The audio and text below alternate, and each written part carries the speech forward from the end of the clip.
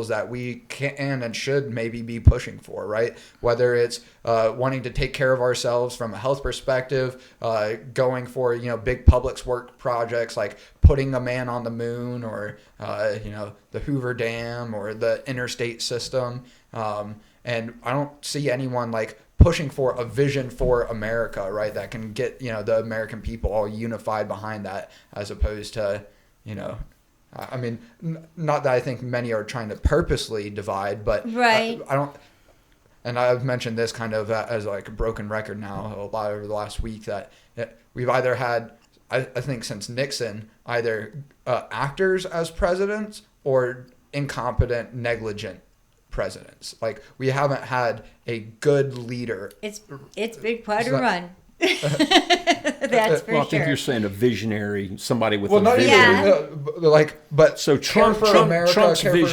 vision right now, make America great again. And you would probably agree. I mean, regardless where you stand with the tariff situation and whatnot, the whole angle on that is, from my perspective and understanding, is to energize American manufacturing, to bring it back. Yep. So Trump does, like him or love him or hate him or whatever, he has a vision for this country, as how I see it. Yeah, I think he, again, very divisive figure. I think he is the person that cares most about America, the future of America and Americans, American youth, than we've had in any president probably since Nixon.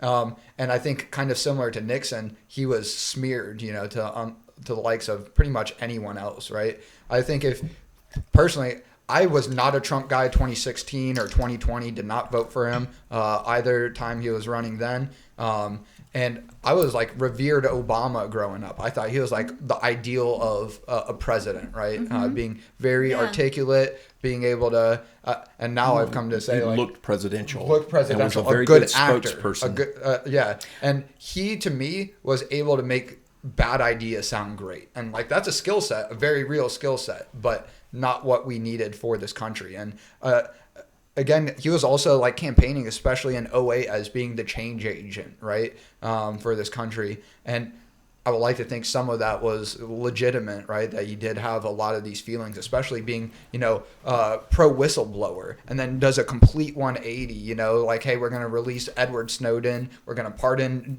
Julian Assange. And then it wasn't until it might have been even under Biden's administration that the whole Julian Assange, situation worked out. But I mean, I gotta switch what I'm watching, because you guys are blowing me away. I'm like, oh well, I'm not. More the Autonomous Humanity podcast.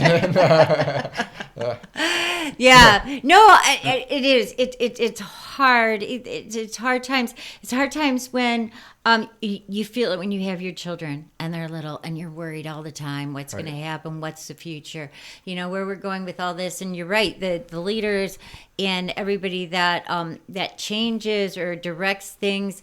And then now, I have my children. Their parent, or their. He's a parent, and it's like the fears have intensified for what they have going on. And yeah, it's scary to figure out who is going to, change this so that we can send our kids to school safely. And we walked to school without a problem. If we didn't come home on time, we weren't worried. But nowadays it's like you actually have to take your kids to school and bring them back because of where we're at. And I don't know, what do we do to fix it? Who is going to fix it?